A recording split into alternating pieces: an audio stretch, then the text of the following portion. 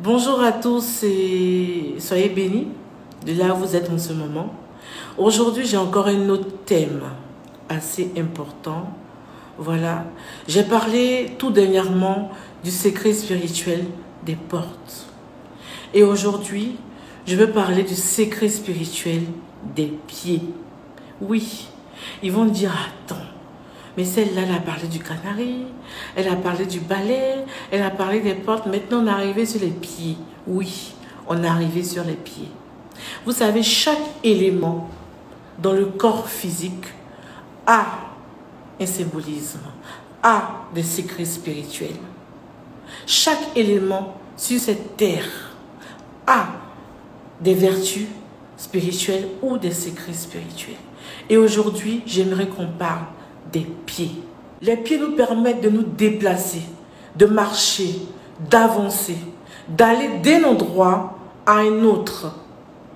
Symboliquement de pouvoir avancer sur ce grand chemin qu'on appelle la vie. Par conséquent, les pieds représentent notre avancement dans la vie. Les pieds représentent notre direction dans la vie. Souvent, certaines personnes sont bloquées dans leur vie. Et quand elles rêvent qu'elles ont les pieds liés, les pieds attachés. Parce que les pieds sont le symbole de l'avancement. Les pieds, c'est ce qui nous permet de pouvoir avancer ou de pouvoir reculer. Et quand tu attaches tes pieds, tu es bloqué.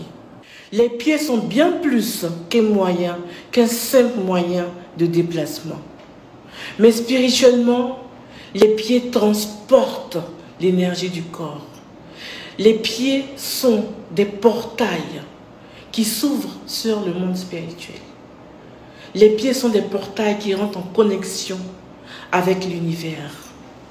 Regardez bien un arbre. Un arbre a des racines. Et l'arbre aussi a des feuilles. Et la racine du corps humain, les racines du corps humain, ce sont nos pieds. Parce que les pieds sont connectés à l'élément terre. Les pieds sont connectés à l'énergie divine de la terre.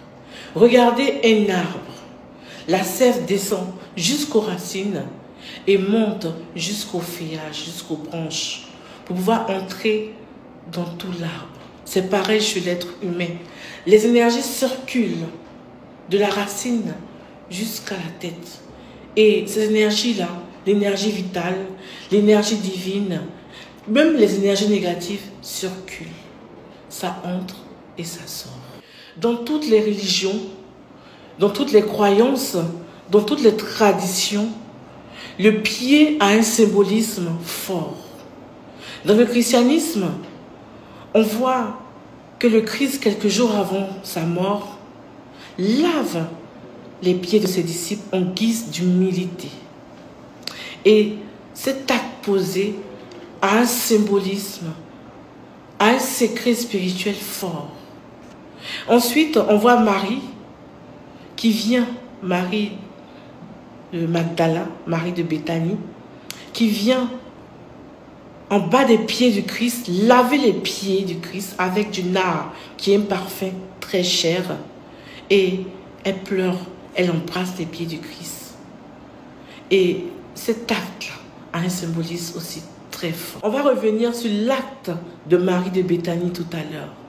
Chez les musulmans, dans certains hadiths, on va voir que c'est écrit que le paradis de la femme se trouve au pied de son homme, de son mari, et le paradis de l'homme se trouve au pied de sa maman, de sa mère.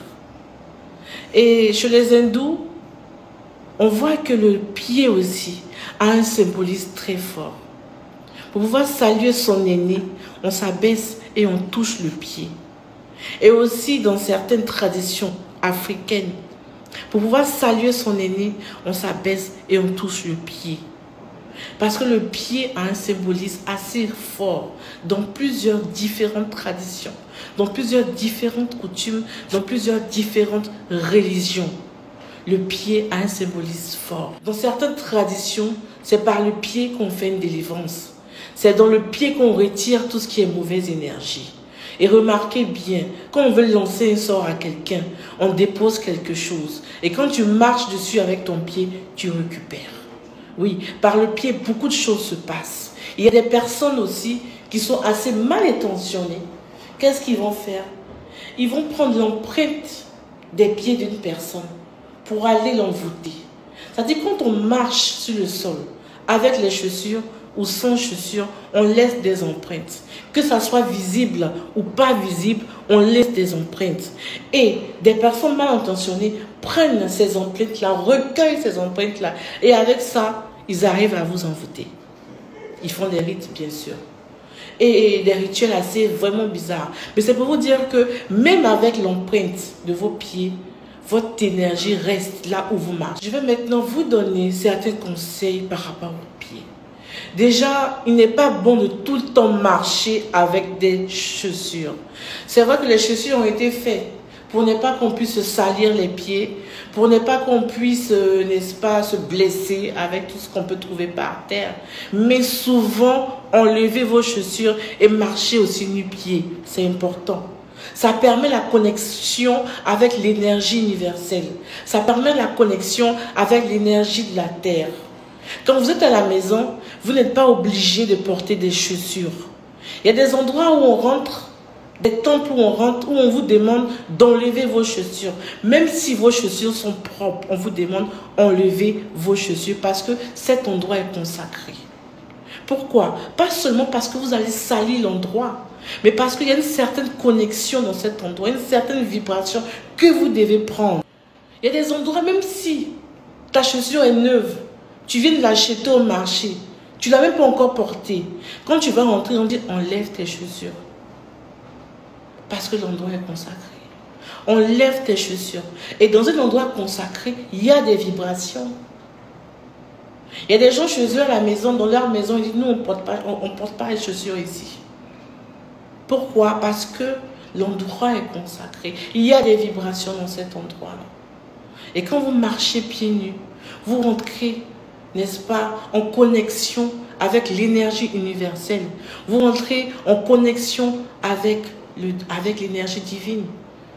Faites cet exercice-là. Si vous avez un jardin à la maison, mais c'est agréable, enlevez vos chaussures, marchez dans le jardin, priez pieds nus, c'est très important.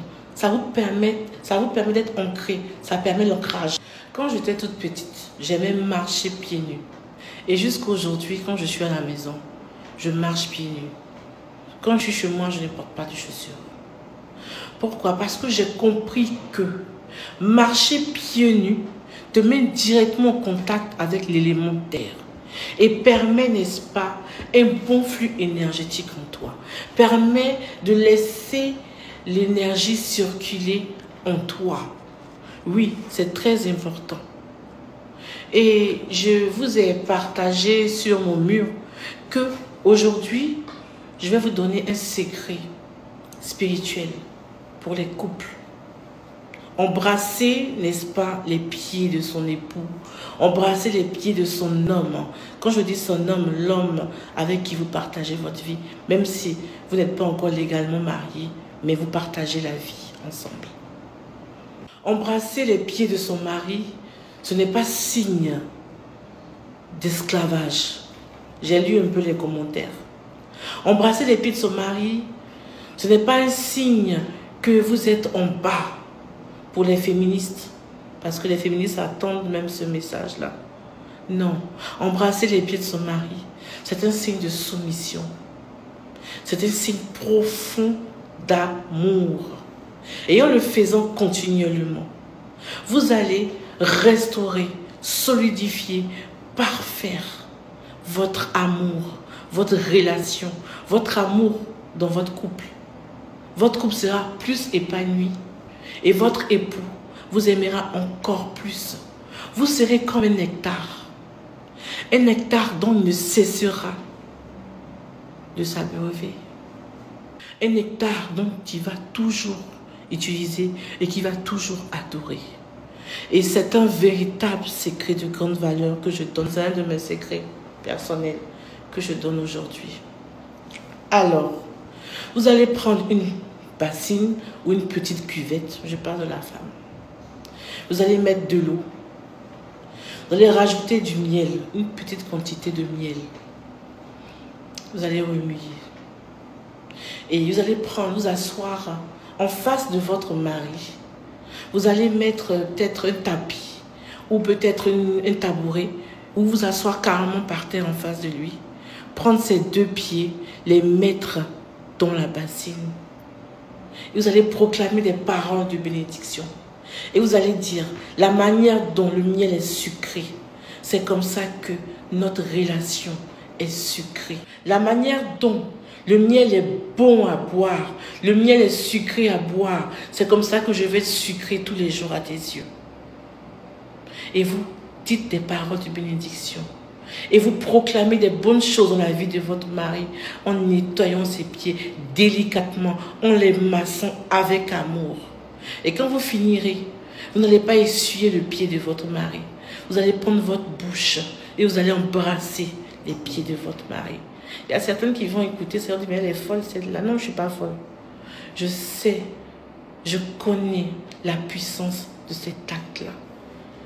Je connais la puissance de cet acte-là. Vous allez embrasser les pieds de votre mari. Et vous allez dire des bonnes choses, proclamer des bonnes choses dans sa vie. Et vous allez voir ce qui va arriver dans votre foyer. Vous allez voir ce qui va arriver dans votre couple. Et vous allez m'appeler pour me le dire. Je veux revenir sur l'histoire de Marie de Béthanie ou Marie de Magdala qui a utilisé le nard pour pouvoir nettoyer les pieds de Jésus, pour pouvoir embrasser ses pieds.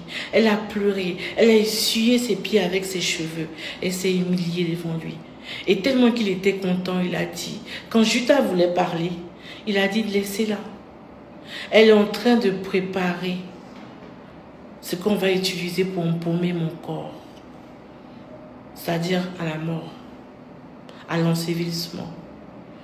Il y a un grand mystère derrière cet acte-là. Ça dit que c'est un mystère qui n'est pas assez expliqué, mais il y a un grand mystère derrière cet acte posé par Marie de Magdala. Mais revenons au nard. Qu'est-ce que c'est que le nard? Le nard est une herbe utilisée comme encens. Le nard est une herbe qu'on utilise pour faire une huile essentielle et un parfum qui est très cher. Oui, le nard est cher, il est un peu coûteux parce que l'élément est très fort. On l'utilise aussi pour faire de l'huile d'onction, pour pouvoir ordonner les pasteurs, ordonner les moines. Et quand on fait l'huile d'onction, ce qu'on ne vous dit pas, ce n'est pas seulement l'huile d'olive. On rajoute du nard à l'intérieur, en tout cas pour certains. Et elle a utilisé cette essence-là pour pouvoir nettoyer les pieds. Et le nard symbolise aussi l'enracinement. C'était symbolique du pied, mais qui symbolique l'enracinement. J'avais dit plus haut que les pieds symboliquent la racine. Alors pour la deuxième astuce, au lieu de prendre du miel, tu vas prendre le nard que tu vas verser un peu dans une bassine d'eau et tu vas refaire la même chose. Mais ici, le symbolisme c'est quoi? C'est l'enracinement. Tu vas enraciner les pieds de ton mari dans ton foyer. Tu vas enraciner les pieds de ton mari dans votre couple. Tu vas enraciner les pieds de ton mari dans votre famille. Tu vas enraciner les pieds de ton mari dans votre amour. Oui, pour que votre amour soit assez fort. Parce que quand les racines sont fortes, l'arbre grandit. Mais quand les racines sont faibles, l'âme ne peut pas grandir. Et donc, si tu veux faire grandir ton mariage, tu peux utiliser le nard pour pouvoir faire ça. Pour pouvoir enraciner. Et tu proclames des paroles de bénédiction sur la vie de ton mari, sur la vie de ton couple. Ce sont des secrets qu'on ne vous dit pas, que je vous livre aujourd'hui. Le nard est très important pour pouvoir faire cela. Mais fais-le avec amour. Je ne parle pas d'une femme qui est en parole avec son mari. Je ne parle pas d'une femme qui en veut à son mari. Je ne parle pas d'une femme qui a la rancune contre ton mari. Si tu te sens mal, ton mari t'a fait quelque chose, ne le fais pas d'abord. Parce que tu dois avoir de bonnes dispositions d'esprit quand tu vas le faire. Tu dois avoir des dispositions positives. Vous aussi les maris, quand on fait du mal à la femme, est-ce que ça va lui donner le courage d'aller embrasser vos pieds? Non. Non. Et donc si une femme est blessée, elle ne pourra jamais venir embaumer tes pieds. Elle ne pourra jamais venir embrasser tes pieds, c'est pas possible. Voilà. Et donc, je précise, il faudra que la femme soit dans des bonnes dispositions d'esprit, c'est-à-dire une femme heureuse et épanouie qui peut le faire. J'entends plusieurs témoignages qui me disent, vraiment, quand tu vas au Sénégal, les femmes sénégalaises, elles s'occupent bien de toi. Elles chauffent l'eau, elles mettent tes pieds dans l'eau, elles te massent et tout ça. Mais est-ce que tu sais ce qu'elles disent? Oui, là-bas, elles ont ce secret-là. On leur a montré ça depuis qu'elles sont plus petites. C'est un secret de grand-mère. Ah oui. C'est pas seulement cet acte physique que vous voyez de mettre dans l'eau, de masser. C'est pas seulement ça. Parce que quand elles le font, elles prononcent des paroles. Des choses que vous ne savez pas. Et quand c'est comme ça, le gars, il est tout amoureux, il est tout content. Mais tu sais même pas ce que la go a dit. Tu sais pas ce que la go a dit. C'est ça. Et donc, cet acte-là, c'est un acte profond d'amour. Un acte d'amour profond qu'une femme doit faire à son mari. Pouvoir enraciner vraiment les pieds de son mari. Maintenant, la troisième astuce, c'est pour les parents. Toi, tu es un homme. Et tu veux que ta mère te bénisse. Même pas pour la bénédiction même pour honorer ta maman. Prends une bassine, mets du miel. Ou mets un parfum cher comme le nard. Ou un parfum cher ou ton parfum Dior que tu as acheté. Prends ce parfum cher là. Verse un peu de l'eau. Et nettoie les pieds de ta maman. Embrasse les pieds de ta maman. Et tu vas voir comment elle va déclarer une bénédiction sur ta vie. Tu vas voir comment ça sera. Parce que c'est un acte d'amour que tu envoies à ta maman. Et il y a une bénédiction derrière cela. Pareil pour la fille. Fais pareil pour les pieds de ton père. Oui, symboliquement, prends une bassine et lave les pieds de ton père. Embrasse les pieds de ton père.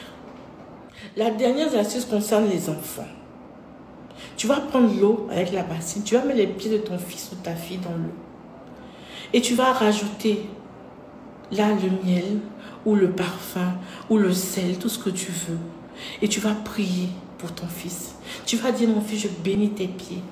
Là où tes pieds vont rentrer, là, tu vas prendre possession de cet endroit. Là où tes pieds vont rentrer, là, tu vas avoir ce que tu désires durant toute ta vie. Tes pieds ne vont jamais taper poteau, mon fils. Tes pieds iront où tu voudras qu'ils aillent. Oui, tu vas proclamer des bénédictions sur la vie, sur les pieds de ton enfant. J'avais dit que quoi? Les pieds symbolisent notre avancement dans la vie. Et oui, il faut proclamer l'avancement dans la vie sur les pieds de ton enfant. Alors n'hésitez surtout pas à faire cela avec vos enfants aussi. Proclamez des bénédictions sur la vie de vos enfants. Proclamez des bénédictions sur la vie de votre mari, sur les pieds de vos enfants, sur les pieds de votre mari, parce que ça symbolise l'ancrage dans la vie. Proclamez des bénédictions sur la vie de votre maman, de votre papa. Oui, c'est très important. Il y a beaucoup à dire sur ce sujet, mais je ne vais pas faire une longue vidéo. Voilà, alors que Dieu vous bénisse. Et pour tous ceux qui ont besoin de nard, vous pouvez nous contacter inbox. Aussi, il y a des essences, des huiles essentielles pour l'amour que vous pouvez utiliser pour faire ce bain de pied à votre mari en vend. Voilà. Et que Dieu vous garde, Dieu vous bénisse. Vous pouvez utiliser le miel, mais le miel vraiment pur, pas de miel mélangé. Et aussi, je voulais ajouter, cette technique-là, elle est à faire pour une femme qui est mariée à un homme, soit mariée coutumièrement, soit mariée légalement, soit en fiançailles, soit vous vivez ensemble dans la même maison pendant plus de 3 mois. Vous avez des enfants ensemble, vous pouvez le faire. Mais toi, c'est ton gars, vous êtes rencontrés, je ne sais pas où, il y a 2 jours, il y a 3 jours, tu veux faire, c'est pas pour toi. Toi, c'est ton gars, tu veux de l'argent, tu veux qu'il te donne de l'argent et tout, c'est pas pour toi. Parce que si tu t'amuses là, ça va se retourner contre toi. Voilà. Donc, calmez-vous, Gardez ça. Si tu n'es pas encore marié, garde ça pour ton mariage. Quand tu vas te marier, tu vas le faire. Ou quand tu auras une relation assez stable, tu vas le faire. Mais on prie que tu te maries. On prie que la grâce de mariage te visite. On prie que l'onction de mariage te visite. Et quand ça va arriver, viens me voir. Je donnerai des vrais secrets concernant cela.